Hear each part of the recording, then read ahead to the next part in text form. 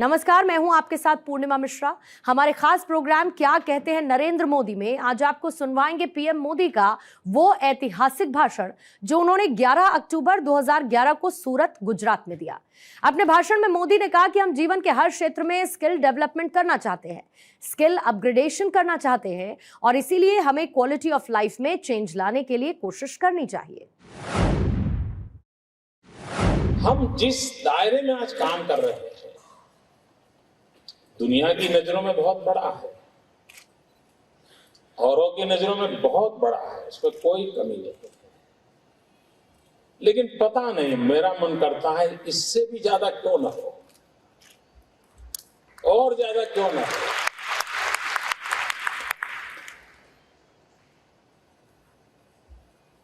क्या यहां बैठे हुए लोग डायमंड की खदानों के मालिक नहीं बन सकते?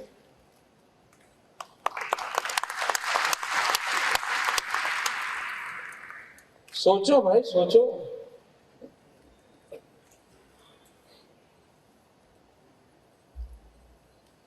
हर बार रॉ डायमंड के लिए इधर तड़पना उधर तड़पना, भारत सरकार की पॉलिसी बदल जाए फिर संकट, जिस देश से माल ला रहे हैं उनकी पॉलिसी बदल जाए तो और संकट। अब जैसे कोयले के क्षेत्र में एक समय था कि हम भारत में जो कोयला था उसी से अपना गुजारा चलता था। अब पावर सेक्टर जिस प्रकार से आगे बढ़ रहा था तो कोयले की कमी महसूस हुई, कोयला बाहर से आना शुरू हुआ। एक कालखंड रहा ये कोयला बाहर से आना लगा, लेकिन धीरे धीरे कई गुजराती लोग हैं जो आज दुनिया में कोयले की खदानों के मालिक बन गए हैं और मालिक बन के आज, और ये डायमंड भी तो उसका जुड़वा भाई है कोयले का, और क्या है तो वही। तो अगली बार मैं चाहूंगा आपके समारोह में आऊं और कुछ ऐसे लोगों को अवार्ड दूं जो आपको इस प्रकार की खदानों के मालिक को।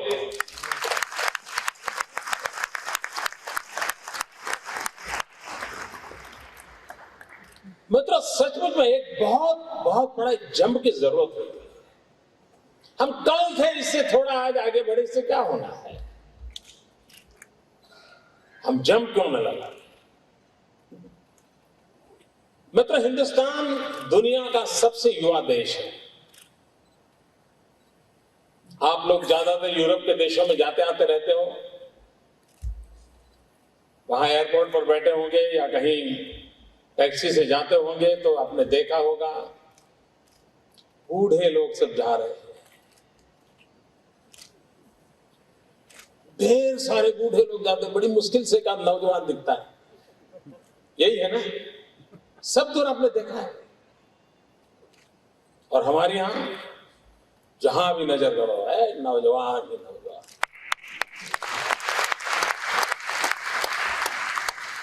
अब ये सृष्टि का चक्र है।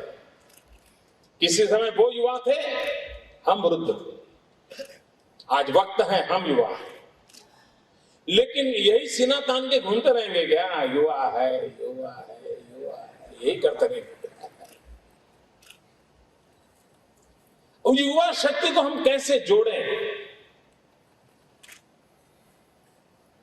जिस समय हमने डायमंड इंडस्ट्री में साहस बटोरा,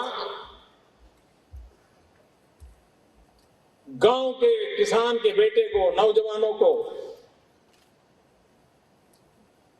10वीं कक्षा 12वीं कक्षा भी अभी पढ़ा नहीं है, वो सूरत भाग करके आ जाता था और बैठ जाता था 12, 13, 15 घंटे पैसे कमाने में लग जाता।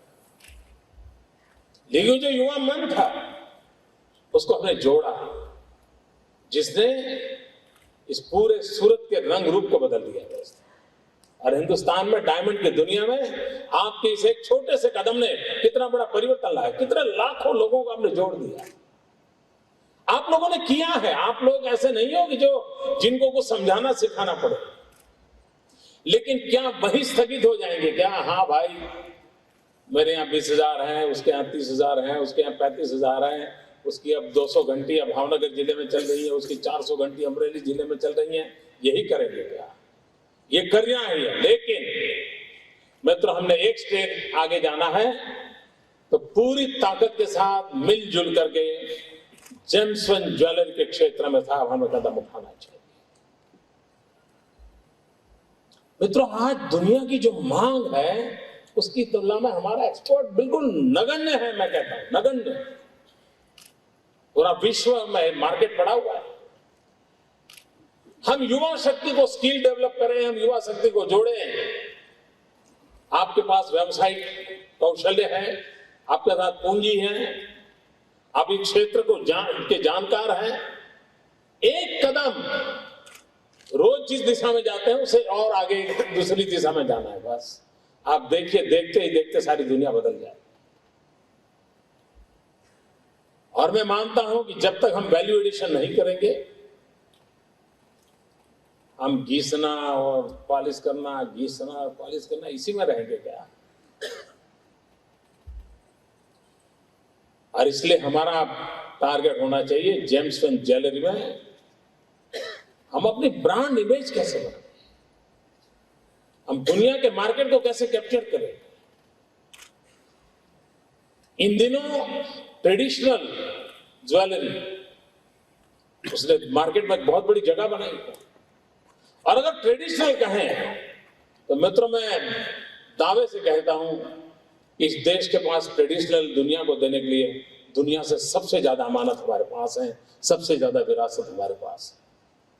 हम क्यों ना करें?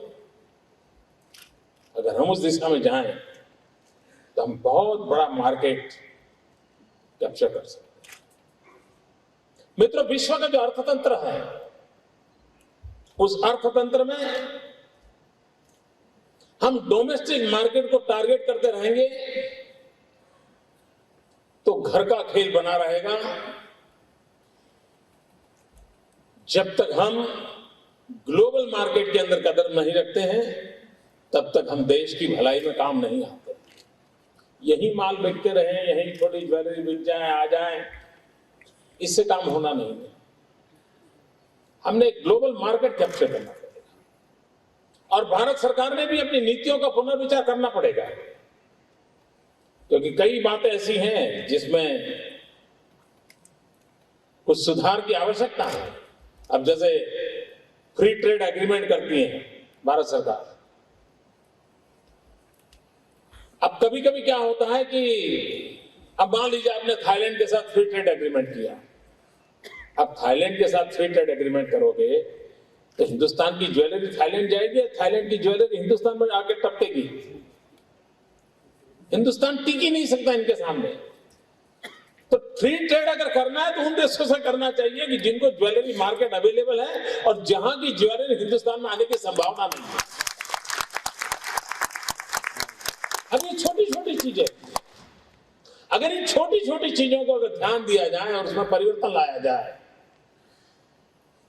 क्योंकि कोई व्यापारी अपने आप इन चीजों को नहीं कर सकता, उसको नीतियों का, सरकार के विजन का सपोर्ट जरूरी होता है।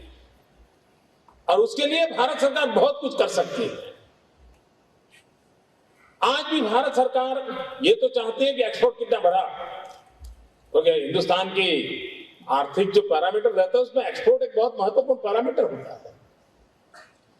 लेकिन अब सॉफ्टवेयर की दुनिया में इतना एक्सपोर्ट हो जाता है कि उनकी स्तर पर उनका ध्यान नहीं जाता है। ये भी उतने ही लोगों को रोजी रोटी देता है जितना सॉफ्टवेयर इंडस्ट्री देती है। 150 वर्ष हो रहे हैं और स्वामी विवेकानंद जी की जयंती को ध्यान में रखते हुए गुजरात सरकार पूरा 1 वर्ष युवा शक्ति वर्ष के रूप में मनाने वाला है। और युवा शक्ति वर्ष के अंदर हमारा एक अगर प्राथमिक काम पर हम बल देने वाले हैं तो वो है स्किल डेवलपमेंट। हम जीवन के हर क्षेत्र में स्किल डेवलपमेंट करना चाहते हैं, स्किल अपग्रेडेशन करना चाहते हैं। हम क्वालिटी ऑफ लाइफ में चेंज लाने के लिए कोशिश करना चाहिए। हम प्रोडक्शन की क्वालिटी में चेंज लाना चाहते हैं। हम चीजों को अधिक सरलता से, स्मूथली कैसे आगे बढ़ाया जाए, उसके लिए स्किल डेवलपमेंट करना चाहते हैं। बहुत बड़ी मात्रा में करने वाले हैं। मैं चाहता हूं कि आपका एक एसोसिएशन आपके व्यवसाय के लिए कौन कौन से स्किल की आवश्यकता है उसमें कौन से स्किल अपग्रेडेशन की जरूरत है, जेम्स एंड ज्वेलरी के क्षेत्र में और अधिक स्किल डेवलपमेंट के क्या किया जा सकता है, आप उसकी योजना बनाइए, सरकार के साथ बैठिए, सरकार जिस काम को लेकर के आने वाली है उसके साथ बैठ करके कहां कहां उसका उपयोग हो सकता है उसको हम जोड़े। इतना ही नहीं, कुछ स्किल डेवलपमेंट के काम ऐसे भी हो सकते हैं कि जो रत्न कलाकार परिवार है। अब कुछ लोगों को लगता है कि भाई हमारी जेम्स एंड ज्वेलरी इंस्टीट्यूट में स्टूडेंट इतने ही हैं, कैपेसिटी इतनी ही है, ऐसा ही है ना कुछ। अब मैं छोटा सा उपाय बताता हूं, अगर आपका विजन आने वाले 2 साल में जेम्स एंड ज्वेलरी में जाने का है, तो क्यों ना आप अपनी कंपनी में ही काम करने वाले, जिस पर आपका भरोसा है, जिसके कौशल्य पर आपका भरोसा है, आपका जाना पहचाना है, उसको कहो कि भाई ये तुम करो, उससे कमाई करोगे, लेकिन रोज 2 घंटे तुम्हें उस इंस्टीट्यूट में पढ़ने के लिए जाने के लिए मैं मेरी तरफ से इजाजत देता हूं। अब कितने नौजवान आपको मिल जाएंगे। और जो आज डायमंड कटिंग पॉलिसिंग में है, उसको अगर 2 घंटे आपकी तरफ से मिलते, आपको कोई रुपया इन्वेस्ट करने की जरूरत नहीं है। उसको जो काम करता था, जितना कमाता था, उसकी कमाई कंटिन्यू कीजिए, 2 घंटे उसको एक्स्ट्रा दे दीजिए, और इंस्टीट्यूट को भी उस प्रकार से चलाए कि ऐसे 2-2 घंटे वाले जो लड़के आते हैं उनका सिलेबस उस प्रकार से बनाइए। देखिए वो बहुत तेजी से चीजों को पकड़ेगा। और अगर आप ही कंपनी के आज डायमंड कटिंग पॉलिसिंग करने वाले रत्न कलाकार, उसमें से अगर 50 नौजवान ज्वेलरी के लिए फिट हो गए, तो आप बहुत आसानी से उस तरफ स्विप कर जाएंगे। ह्यूमन रिसोर्स रेडीली अवेलेबल होगा, आपका अपना विश्वस्त ह्यूमन रिसोर्सेज होगा। आप कल्पना कर सकते हैं कितनी तेजी से चला जा सकता है। इस चीज के लिए मुझे कोई कंसल्टेशन फी नहीं चाहिए। इस आइडिया का उपयोग कीजिए, इसका आप फायदा उठाइए। थोड़ा सा भी परिवर्तन करने से हम बहुत सी चीजों को बदलाव ला सकते हैं। अब मेरे मन में बहुत समय से एक विचार चल रहा है, अब मोरबी घड़ी बनाने की दिशा में वॉल क्लॉक में आज दुनिया में हम नंबर 1 पर हैं। Maximum number of wall clock बनाने वाले हम मोरबी में हैं। मतलब घड़ी नाम की दुनिया की सारी चीजों से हम परिचित हैं। मोरबी वाले वहां घड़ी बना रहे हैं और मोरबी वाले सूरत में आकर के डायमंड घिस रहे हैं। क्या डायमंड वाली रिस्ट वॉच बनाने की दिशा में हम कदम क्यों नहीं रख सकते? क्या सिर्फ स्विस वालों ने ठेका लिया है क्या? इन सब का दम है जी, ये सब कर सकते हैं। और इसलिए मैं आज आपसे कुछ मांगने आया हूं, इस देश के लिए, समाज के लिए। आप में सामर्थ्य है दोस्तों, और इसको करना चाहिए। मैं इस एसोसिएशन से एक और प्रार्थना करना चाहता हूं आज। देखिए, हमारे दुनिया में कई ऐसी किताबें रहती हैं कि जिसमें एक सामान्य व्यक्ति ने कैसे असामान्य काम किया, और केस स्टडी के रूप में दुनिया के मैनेजमेंट के स्टूडेंट्स के लिए, एंटरप्रेन्योर्स के लिए उन किताबों को सिलेबस के लिए उपयोग किया जाता है, और बहुत बड़ा मार्केट होता है। और हमारा भी दुर्भाग्य ये है कि हम भी आज जापान की किसी कंपनी किसी ने बना दी, उसके जीवन चरित्र को पढ़ाते रहते अपने लोगों को। किसी ने अमेरिका में कुछ कर दिया, उसके जीवन चरित्र को पढ़ाते रहते हैं। मित्रों, मैं यहां बैठे हुए सब लोगों को जानता हूं, ये ऐसे सामान्य परिवारों से आए, गांव से आए, ज्यादा पढ़े लिखे भी नहीं थे। क्या मिरेकल किए, क्या मिरेकल किए, इनकी किताबें क्यों ना लिखते?